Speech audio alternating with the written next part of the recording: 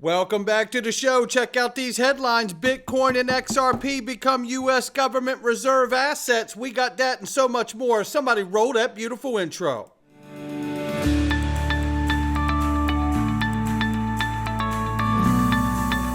Digital Perspectives with Brad Kimes. Come on in.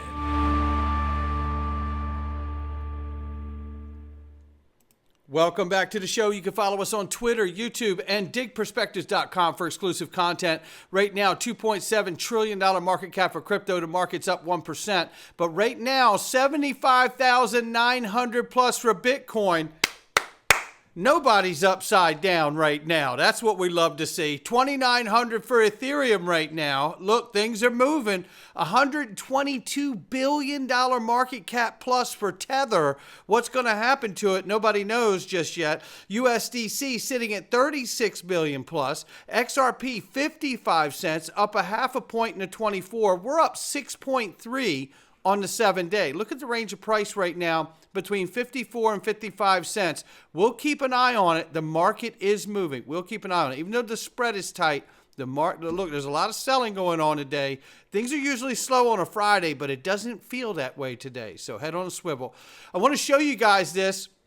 This is the wellness company. I have a link underneath the video where you can get a massive discount on anything you need on here. If you've taken the jab and you're worried about side effects and you want to detox from the jab, Dr. McCullough says this protocol-based spike detox is the best bundle to have for you and your family. You can get it. Anything you get on here, you can get for that special price. So make sure you do it. And don't forget, too, they have regular general medical kits as well that every family member should have at home and in their vehicle. And we have them. You have them. You all should have them. Get the link below and save. We got the link below for the best savings. Click it and get started. Here we see the video from Dr. McCullough himself, but for time, we have a lot to go over today. I'm going to get right into this, but that stuff is amazing. I've done 2 rounds of that now at this point, and I'm very happy that I've done it. Russian President Putin says Russia is not abandoning the U.S. dollar. It goes on to say that basically we're just not interested in using it as a settlement currency. They're going more to local currencies, as we know, with Russia, within Russia and also within the BRICS bloc, right? And then this here is a very important clip. I'm not going to play the whole thing, but I'm going to bring you right in here at the 120 mark.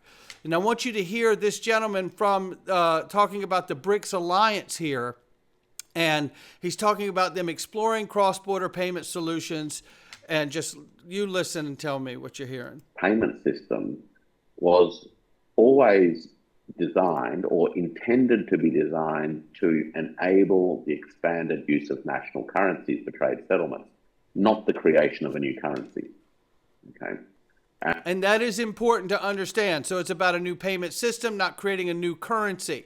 He goes on to talk, and let's see if I can pull this off, because I think it's right about here where he starts talking about what they're talking about is introducing a numera, which is basically talking about a ledger, a distributed ledger technology to have this account that they compare to all of the sovereign currencies. Take a listen. The thinking is leaning towards the creation of a kind of an administrative numeraire. So it's not a currency per se, but it's a common benchmark against which all currencies relate. And what's interesting is that's what the XRP ledger does. It's a decentralized exchange, and you compare everything in the world so that can relate to one another with XRP in the middle. Yeah, you could do that, a digital currency. Let's keep moving. I could get my needle stuck on that all day, but I've got something for you you're going to want to see. Now, we know Trump has never been a fan of Jay Powell or the Fed. And that prompted this question. Would you leave if you were told to go by the president? Hi, Victoria Guido with Politico. Some of the president-elect's advisors have suggested that you should resign. If he asked you to leave, would you go? No. Can you follow up on, do you think that legally you're not required to leave? No. There's no love lost in that face right there, right? It also goes to show you the balls on the Fed. I remember a time when Bernard Bernanke went and sat in Congress and told one of the representatives that if you want to see the books of the Fed, that could cause great economic damage, I'm paraphrasing, to the country and the globe. That was a threat. Like, we're not showing you anything, right? And we'll crash the economy if that's what you want to do. Still want to see the books? This is the problem with the Fed. And now think about it. Look, I hope we see the abolishment of the Fed, and they could do it. What do you think Ripple's here for? Let's keep moving. Ripple's treasury transacted a total of 294,000 real USD tokens in multiple transactions as indicated by blockchain data. More testing and minting going on. That's what I see, and I love to see it. Meanwhile, Ripple publishes a new insights into the UAE stablecoin regulation and highlights CBUAE's new framework for stablecoin, which allows market participants to issue AED-backed stablecoins that can be used for virtual asset payments. Is the RLAED next? Rightfully asked. Well, it is generating a buzz. Ripple's generating a buzz about the possible dirham-backed stablecoin launch in the UAE. We know they have deep ties in the Middle East. I want to go into the article long enough to say this. The UAE Central Bank has introduced a solid regulatory framework that supports stablecoin use in virtual asset transaction, including dirham-backed coins. Ripple has pointed out that this clarity positions the UAE as a leader in digital finance, creating an environment conducive to stablecoin adoption. For businesses in the UAE, a dirham-backed stablecoin could provide a faster, more cost-effective solution for cross-border payments, making it an attractive option for financial institutions. Come on in. Yeah. It's spreading. Remember, watch out for the real Japanese yen too, right? And all the other countries they're working with. But let's get to this, because remember, it was just a few short months ago when Senator Lummis stood on the Bitcoin Nashville stage and said this. We'll start with the 210,000 Bitcoin that President Trump just mentioned and pull it into a reserve stored in geographically diverse vaults. And that's only the beginning. Over 5 years, the United States will assemble 1 million Bitcoin, 5% of the world's supply. Now, how about that? Now, we know President Trump, I covered it here again, said something very similar to that as well. A reserve stockpile, right, of assets, and Bitcoin could become a part of that stockpile reserve assets. This is remarkable. And isn't this the conversation that we've been getting beaten up for so many years? Look, China believes that this could be a real talking point.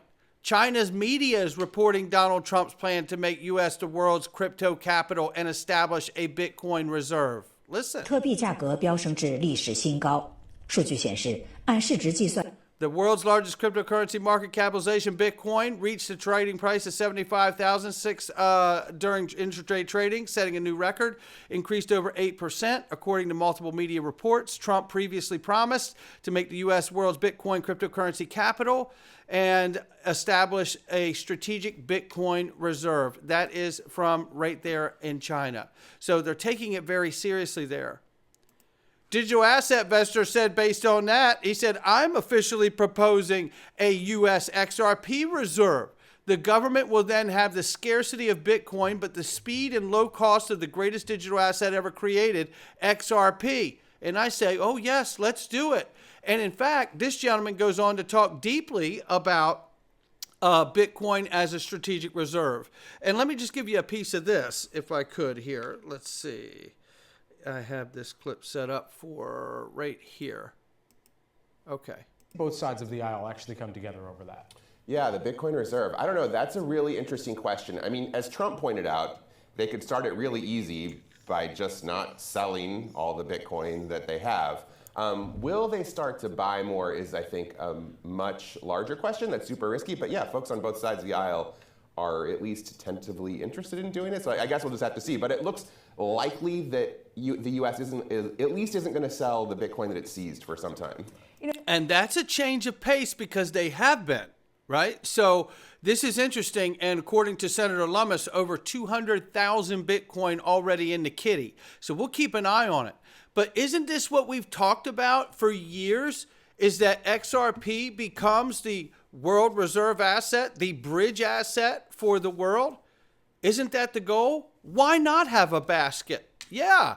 Look, I've always believed that obviously Bitcoin is a government psyop. It's the first technology out here to the world.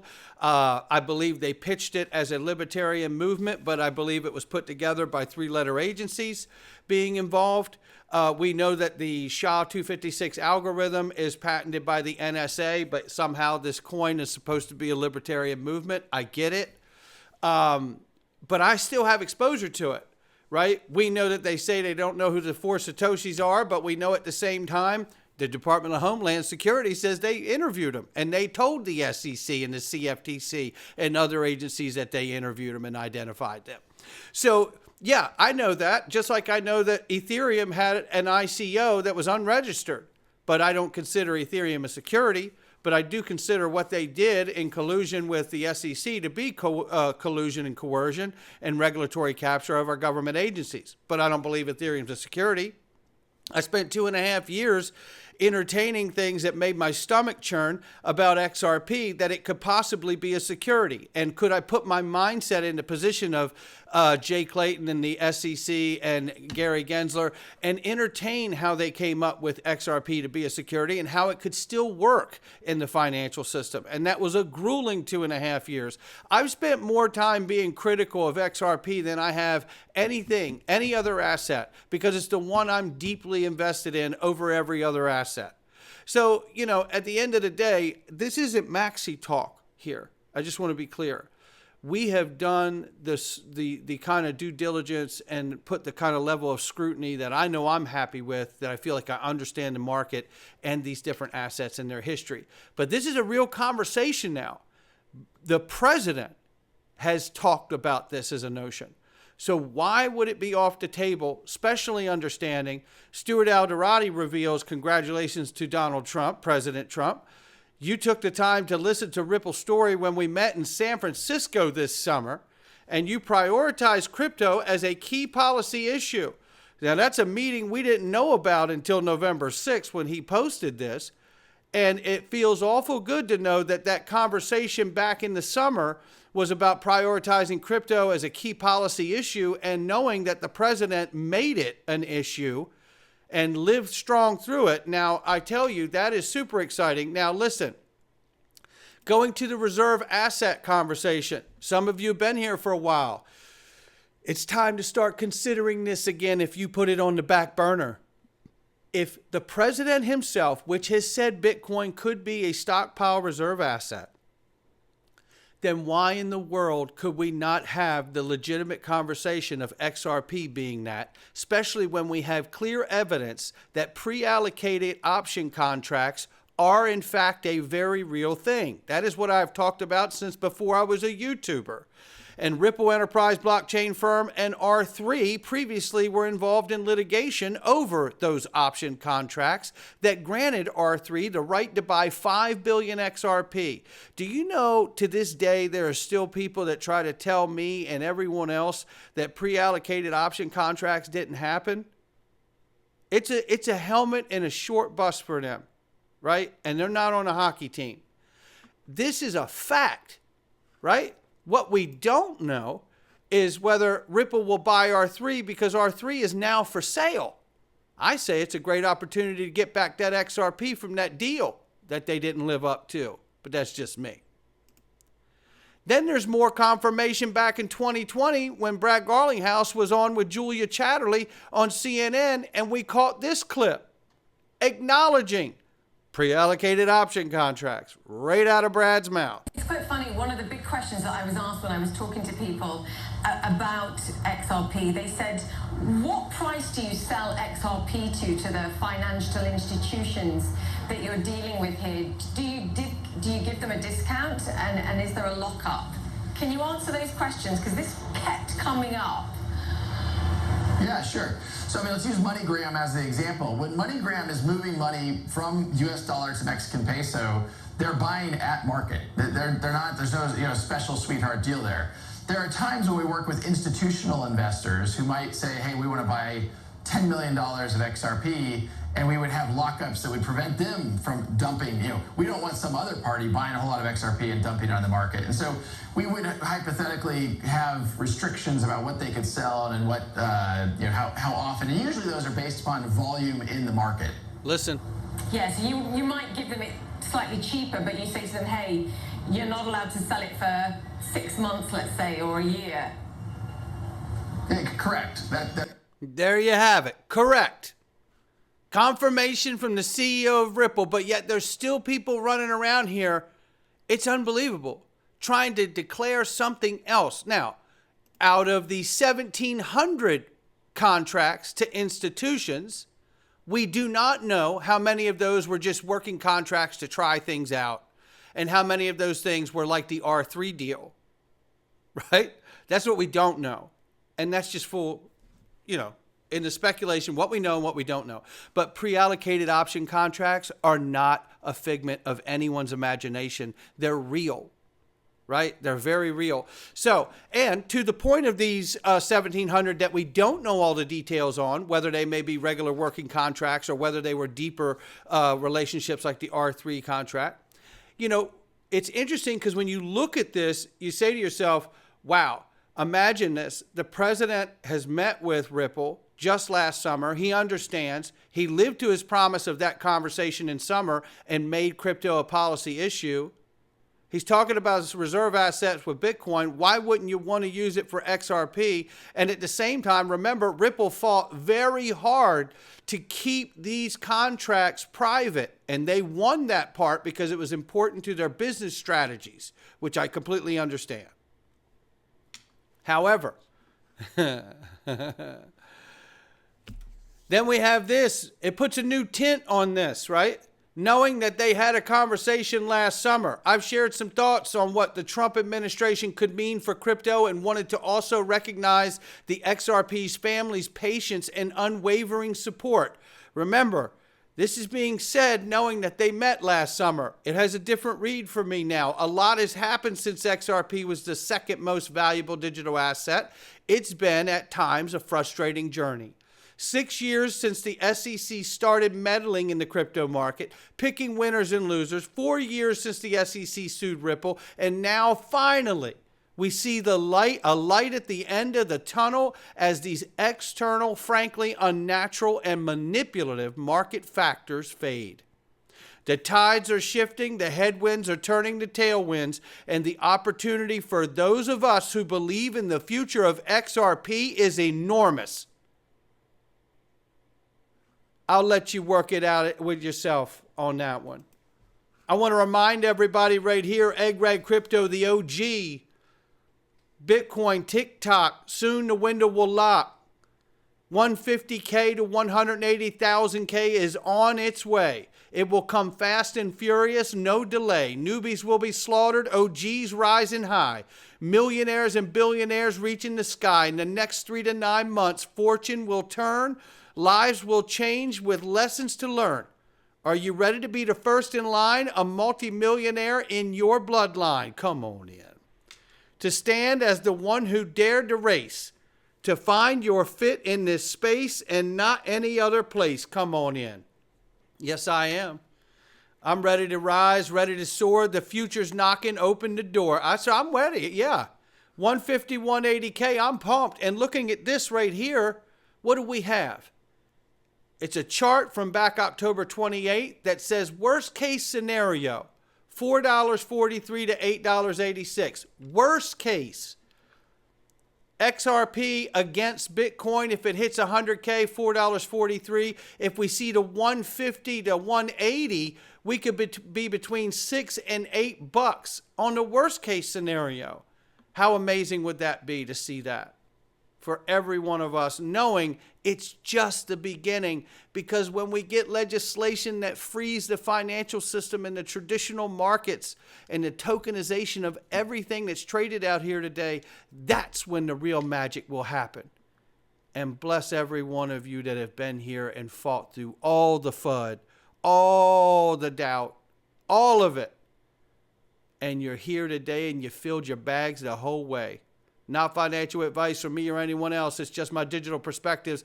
Today we're going in, and you're going to want to find out about what's getting ready to happen. Our government's going to look a lot different in 4 years, and every single person's going to be happy about it, I think. If you pay taxes, you're going to be happy about it. We're going into the Freedom Zone, not financial advice from me or anyone else. Come on in. All right.